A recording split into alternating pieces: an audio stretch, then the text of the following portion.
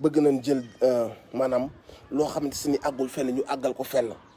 liñ ci jublu rek mooy li ma leen wax dañoo bañ ngeen dëkk nopp nit yi ànd ak yéen ci combat bi nit yi leen yee lañ bañ ngeen xoole leen bëtu nit yu baax parce que nit ki boo ko xooleetul bët bu baax lu muy wax dootul dugg sa nopp donc li ñu bëgg mooy ñëpp ñuy jël seen temps di nekk ci mbedd bi di jël seen vidéo di dem ci manifestation yi ñooñu nga xam ne ñooy mën a le vrai combat dañoo bëgg ngeen wàññi seen bët ci ñooñu ak seen cofeel ak seen confiance ci ñooñu bu ko defee ñooñu bu ñu leen dee yeewati dootul leen sawar ci mbir yi bu boobaa bu ngeen ko defee ñoom dañuy kontaan moo tax yónni nañ seen i nit am nañ seen i média bopp am nañ ñu leen di diffuser am nañ ñu leen di préparer am nañ ñu leen di téyel vidéo joxe bii xaaraat joxe yooyu yëpp am nañ ko donc la ngeen war a xam lan moo waral mébét bi derrière donc bu leen nangu kenn mu utiliser leen lii yëpp nag mooy li ma leen wax xam nañ que ni toll nañ ci jamono yoo xam y a des gens yoo xam ne mënuñu leen jënd parce que bu ñu leen mënoon a jënd 2012 léegi yàgg na am na fi ñoo xam ne jaayante nañ bu leen ko fàtte am na fi ñoo xamante si ni yoroon nañ doole yoo xam si ni jaayante nañ su la neexoon ñu jaay ko bu yàgg taxawee position bu leen mës a fàtte tàkkusaan yooyu ak guddi yooyu nga xam ni tegal nañ leen lu rëy ci table bi ñu wan ko ginnaaw des ak seen peuple donc ñooñu jaayante nañ ba fi ñu toll ñu ngi continuer di jaayante ak yéen ba léegi nii ñoom ñooy continuer di dem ci garde à vue yi ba léegi nii ñooy continuer dem ci garde à vue te pourtant bu dul woon jaayante bi instant bi ku ci nekk yaa ngi sa passeport diplomatique wala sa poste bu la jox fenn ci àdduna bi pour tas leen pour dootuñu am ku yee jeunes yi nit bu la nekkalee ci combat yi nit bu nga xamante si nii pratiquement toute sa vie mu ngi nekk au front bis bu juumee ça veut pas dire xam nga être au front ne veut pas dire que ni ça te permet de faire n'importe quoi soo defee njuumte même ñi nga doon xeexal ñooy wëlbatiku ne la ah frère d'accord ñu ak yow parce que ñun ci lu ñu lay xaar léegi bokku ci après on passe mais xam nga lu ñu bëgg même ardeur bi ngay demee ak ces voyous mooy ces voyous de la république dañoo bëgg ngeen demee ak même ardeur boobu noonu c'est-à-dire que ne ñi nga xam ne ñoo ñu xañ suñu lekk naan courant sàcc suñu milliards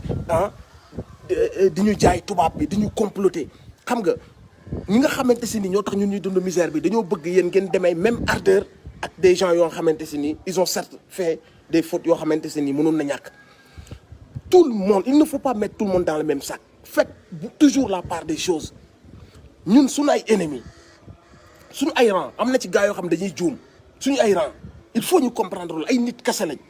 mais il faut ñu comprendre que les ennemis de la République ñu yóbbee Sénégal li muy dund nii ce sont eux notre cible te ñooñu ñoo nekk suñu l'essentiel n'empêche que nag suñu bonne foi dina tax ci ñun ku juum dinañ la fàttali que ni da ngaa juum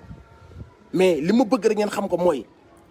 bu leen nangu mukk ñun leen ces gens là c'est des corrompus parce que comme ni ma leen ko waxee fàttaliku leen depuis 2012 ak léegi façon corruption bu nekk tegal nañ leen ko ci table bi woo nañ leen kaay ñu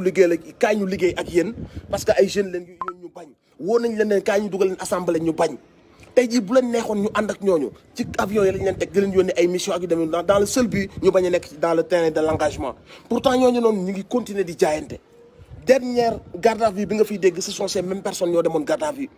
ndax lan seen peuple ndax lan loi bandi yi nga xam ne gars yi ñu ngi koy voté toujours le même combat la ñuy mener il ne faut jamais ngeen remettre ça ngeen sànni ko ci poubelle ba parce que kenn ci ñoom dañ ko wax que ni nga doxale waru ko woon doxale wala moo ni bii ni nga ko doxale tey jii nii comme ni mu leen ko waxee am na ci yoo xamante si nii bu ko kenn ci ñun defee maanaam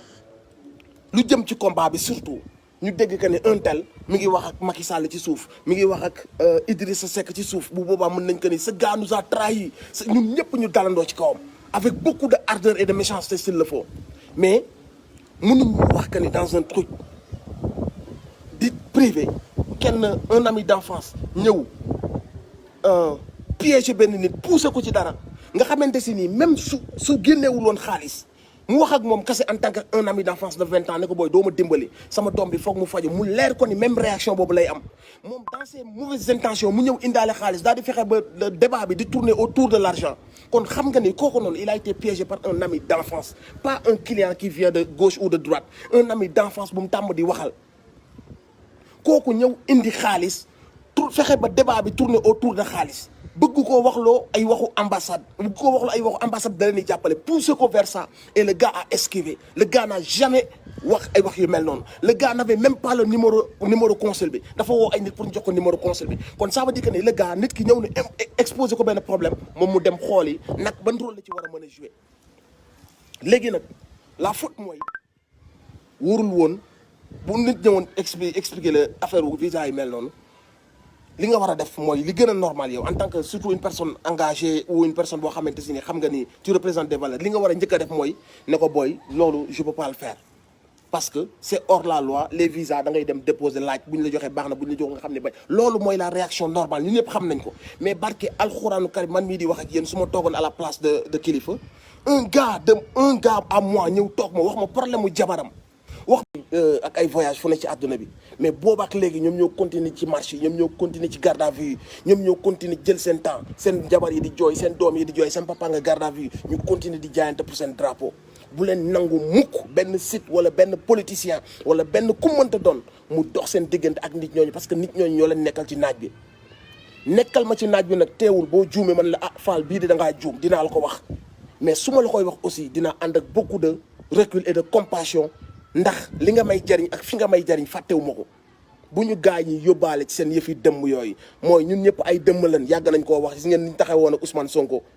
ñun ñëpp ay dëmm lañ l'affaire de 94 gis nga ni ñu ci def dañ koo wëlbati pour takkal ci Ousmane Sonko te kat moom moo leen porter plainte pour ñu yóbbu affaire bi ci justice loolu la ñuy def buñ sañoon yéen seen jëm bopp da ngeen naan ñëpp ay dëmm lañ ñëpp a yem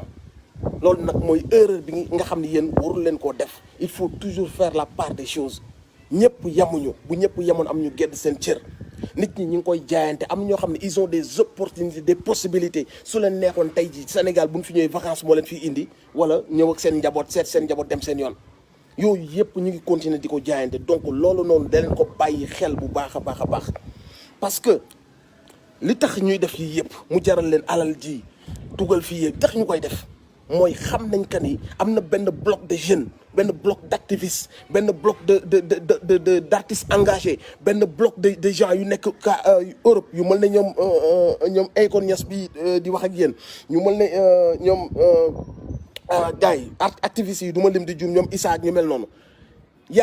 am na benn bloc bu leen jaaxal boo xam ni xam nañ ni mënuñu leen a jënd ak alal comme mënuñu leen a jënd ak alal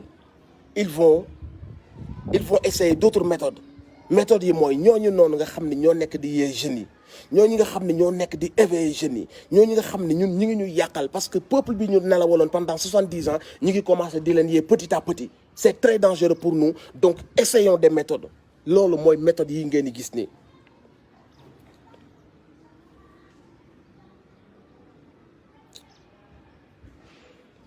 bi ci dëgg c'est ça notre réalité suñu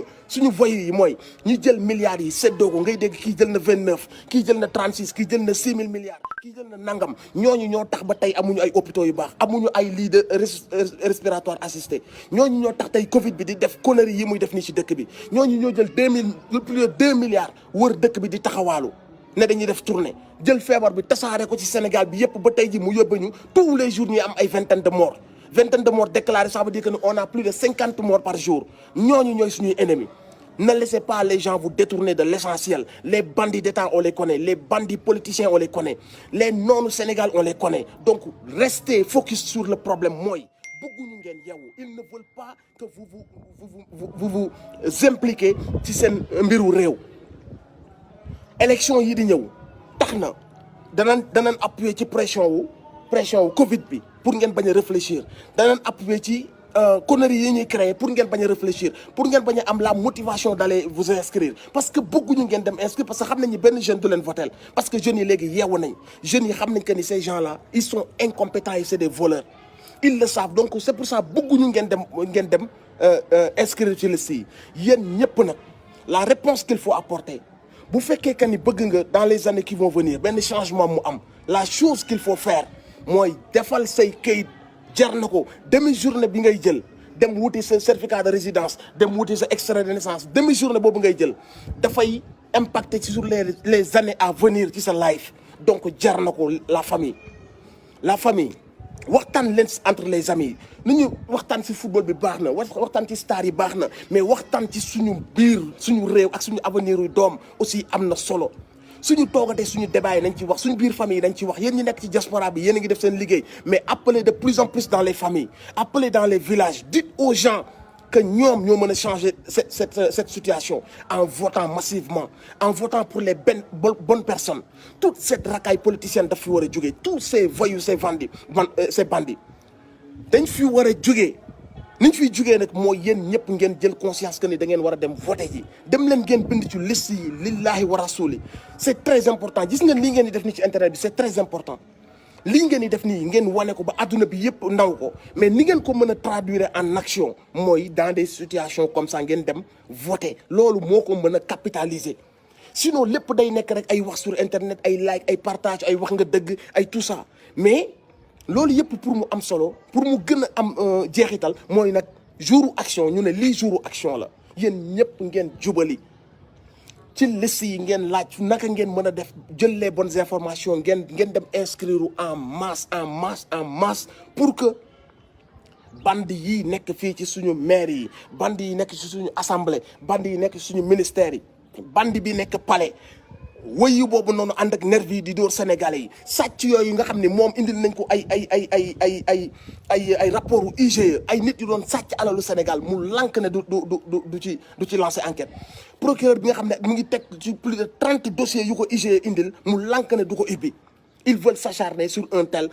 di leen fàttali sa ñoom ak seen i site ñoom yin àndal ñoo leen di fàttali gis ngeen waajee booy bee la ne le def na lee gis ngeen booy bee def na lee ñoom xam nga lan lañ xam de ñoom ils savent benn stratégie plus c'est gros plus ça passe gis nga les voyous noonu la ñuy def dañ naan c'est vrai ay sàcckatu milliards lañ c'est vrai sénégalais li ñuy dundee ñun ñoo leen ko yóbbee mais plus on va prendre l'air de gens sérieux plus on va ñëw ci télé yi xam nga affirmer dëggal suñu bopp plus ñu impacté dañuy gëm c'est-à-dire que ne plus c'est gros plus nit ñi dañuy am y a des gens dañuy développer benn complexe dañ naan ñii ñoo yor les informations ñoo yor costume yi ñoo yor 4x4 yi ñoo nekk ci bureau yi ñoo xam li xew donc soo waxee rek dañuy xaw a am benn complexe gëm la alors que c'est des